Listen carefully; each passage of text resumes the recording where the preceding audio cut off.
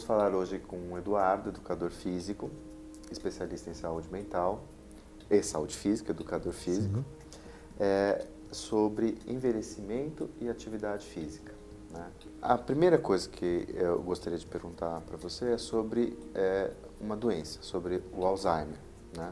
A população brasileira e do mundo todo vem envelhecendo bastante, a expectativa de vida tem aumentado e vai aumentar mais ainda. E eu gostaria de perguntar para você qual que é o papel do educador físico no tratamento de portadores de doença de Alzheimer ou outros transtornos cognitivos. Sim. Bem, infelizmente é uma doença que também faz parte desse quadro, né, de doenças da modernidade, né? Apesar de nossos avós terem tido, mas hoje em dia a gente tem um olhar ainda bem mais clínico, onde outras especialidades estão compondo o tratamento. E não seria diferente a atividade física, o exercício físico, né? Acredito que como o exercício tem essa capacidade de melhorar a função cognitiva, seja pelo aumento de vasos sanguíneos no cérebro, mas não só no cérebro, no corpo como um todo, né? A partir de novos vasos existentes, a partir de vasos existentes, vão surgindo, nascendo novos vasos, né? Conhecido como angiogênese, né? Então é um cérebro que tem uma melhor oxigenação, é um cérebro que transporta as suas hemácias de uma forma mais... consegue, né? O transporte se torna mais eficiente, né? E também a gente já sabe que alguns exercícios, né, têm a capacidade de produzir novos neurônios, né? E o Alzheimer tem muito a ver com isso, né? Começa aquele esquecimento, mas num nível mais crônico, né? É uma doença triste, né? Quem tem um familiar com essa doença. E o exercício físico, no meu consentimento, ele é fundamental no tratamento desses pacientes. Eu acho que ele tem que estar presente. Há estudos indicando uma melhora ou um retardo, vamos dizer assim, na progressão da doença?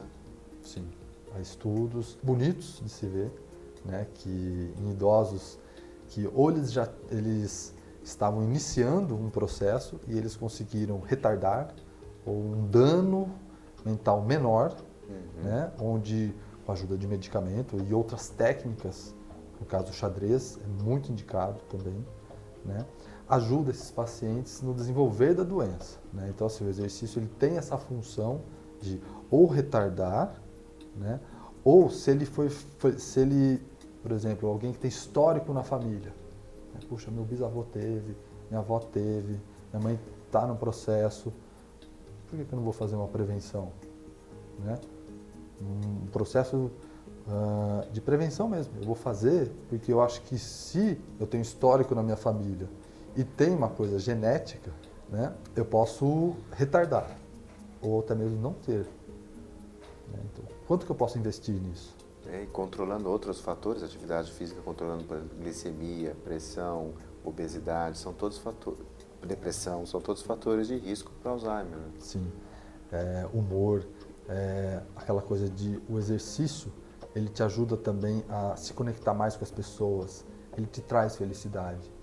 Eu não conheço quem faz exercício físico e não consiga conversar, não consiga aquele embotamento. Principalmente aquelas pessoas que já passaram dos 40 anos, a atividade física daí é uma coisa grupal, e se encontrar para fazer atividade física, ir para um parque, né? Porque não é só o exercício pelo exercício, mas é tudo que ele traz junto, né? De você estar num lugar, a gente vive numa cidade muito, ela poda a gente dessas coisas, né? Então estar no parque fazendo, sabe, saber que aquele seu tempo vai te ajudar, né, no futuro, fazendo exercício vai te ajudar no futuro, porque você está cuidando, né? Eu gosto de usar uma palavra que talvez possa ajudar a você compreender melhor. O exercício físico, ele é um fertilizante do seu cérebro. Faça, porque você vai ter uma colheita muito importante e muito boa para o seu cérebro. Você fica pensando em todas as consequências disso, né? Sim. Inclusive no envelhecimento saudável, né? de você criar uma poupança cognitiva, né? Eu pensei nesse termo agora, não sei o que você acha dele. Sim. Existe uma coisa hoje, eu acabei de chegar do Global Summit 2019, que foi na Califórnia, que é um conjunto de pensadores na área de business, saúde, apps, né, onde a palavra mais usada lá, quando foi dito saúde, foi saúde exponencial. O que é a saúde exponencial? Né? O que vem a ser a saúde exponencial? É exatamente isso que você falou, é exatamente isso. O quanto de poupança você acumulou de saúde para que você possa ter um envelhecimento mais saudável. E um envelhecimento mais saudável, ele te diz como sua pele está, como que é o seu intestino, porque hoje está muito claro que o nosso intestino é o nosso segundo cérebro. Né? Então, como que você vai estar relacionado à saúde da pele, do intestino, do seu cérebro, das suas articulações, da sua musculatura, da sua vontade de viver. Porque não adianta você viver 150 anos e 50 anos desses 150 você viver deprimido. Que qualidade você teve? Né? Então, acho que isso é importante também, a gente olhar o quanto de poupança eu quero fazer. Alimentação saudável, atividade física. E dar mais risada. Vida social ativa. Dar risada é super importante. Muito siso, pouco riso, não. E aí, que tipo de atividade física poderia englobar esses itens para pessoas idosas? Todas. Daí como eu falo, mas todas? Está muito, né? Primeiro, aquela que te dá prazer.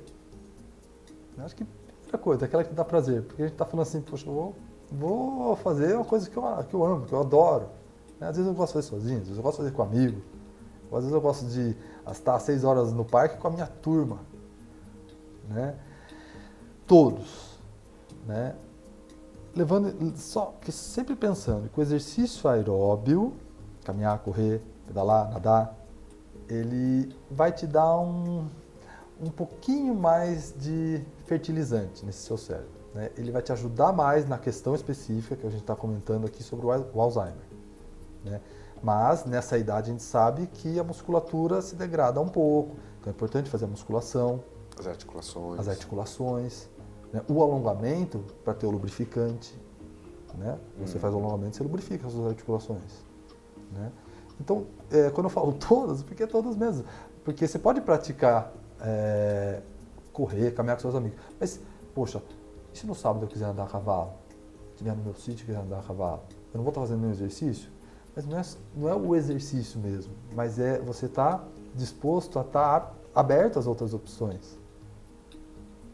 Porque você faz exercício em cima do cavalo. O cavalo é o que corre, mas você está aqui. Que exercício você está fazendo? Faz muita força, o core, as pernas para te segurar. Né? Aqui. Né? Então são todas.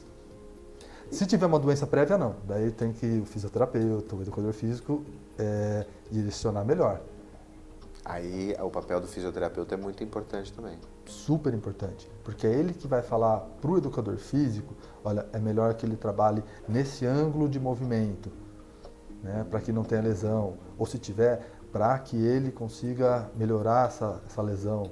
Selecionar melhor que tipo de atividade. Sim, que tipo de atividade. E a intensidade? A melhor intensidade nessa, digamos, idade, é a intensidade onde a gente consiga 75% da frequência máxima cardíaca.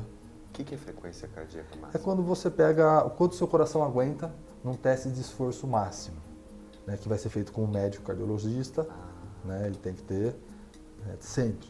É um teste de esteira, na verdade. Um teste de esteira, que ele vai inclinar a esteira, daí vai usar um protocolo, vai estar um computador vendo como o seu coração funciona ou como ele responde a um estresse. Né? Importante que todos saibam que precisa ser feito esse teste, porque ele vai te dar a segurança de fazer o exercício, sem ter medo de ter um problema, um infarto, por exemplo. Entendi. Isso é muito importante. Muito importante, porque a pessoa que fuma também pode fazer exercício. e daí, ou a pessoa que fuma não pode fazer. Ela pode fazer, mas ela, tanto a que fuma como a que não fuma, precisa fazer, todos nós precisamos fazer o teste, pelo menos uma vez por ano, o teste ergométrico, antes de começar a atividade. E será que a atividade física consegue fazer a gente diminuir o número de medicações que a gente toma? Olha, Antihipertensivo, diabetes, depressão? Depressão. A minha área é uma área mais voltada para a área de saúde mental. E junto com os médicos que eu converso sobre o paciente, né, a gente vê que esse paciente, quando ele está aderido ao treinamento físico, aderido à medicação, tudo bem controlado, na terapia também, alguns pacientes, né, quando conversado com, ô Edu, como é que você acha que pode... Às vezes alguns chegam até a tirar o medicamento. Né? Então isso é casos raros, mas eu já vi. Possível?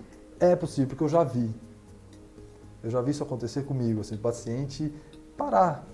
Ou ele para um tempo, né, percebe que não deu certo e entra com uma subdose. Né? O exercício não substitui o medicamento, isso tem que estar bem claro. Né?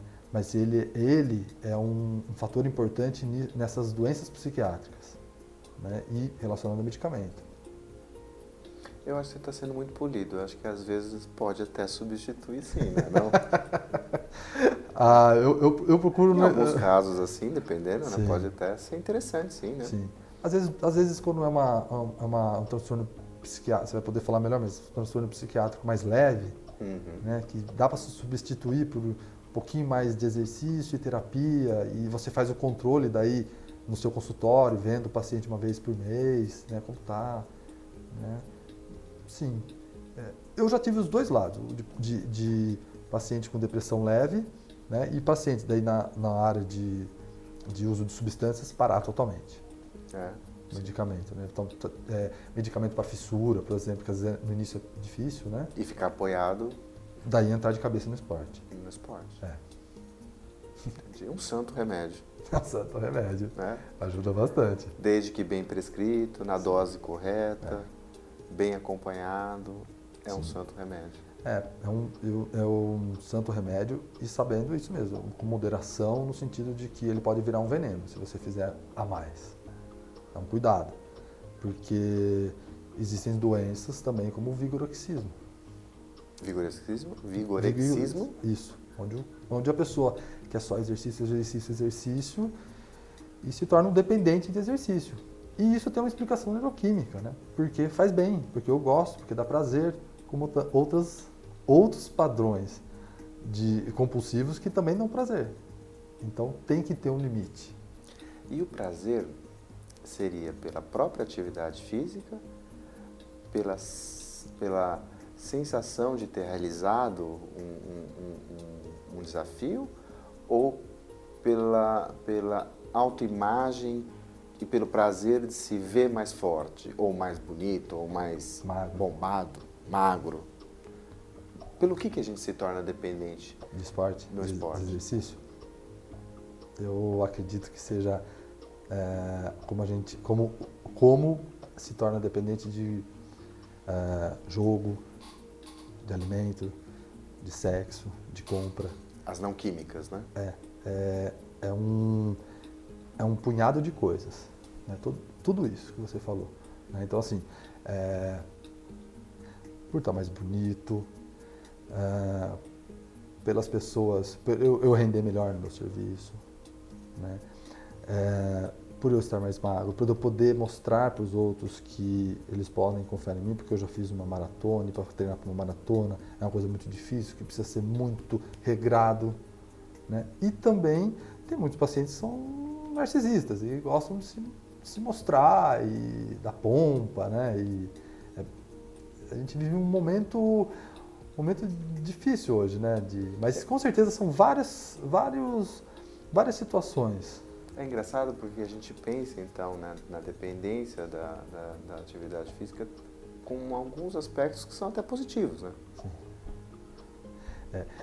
É benéficos, vamos dizer assim, para a pessoa, né? Se a gente for pensar sempre nessa questão de corrida por performance, por melhora, não sei o quê, mas ele se torna escravo disso, né? E a palavra dependência, ela é totalmente contra estar livre. Então, dependente de qualquer coisa, se eu ficar dependente de água, será que vai ser bom? Não vai ser bom. Então, precisa ter um limite, precisa ter um equilíbrio. Para tudo precisa ter um equilíbrio, até para o esporte. Moderação. Moderação. Moderação. Muito obrigado, Darno. Obrigado a você, Valeu. Cida.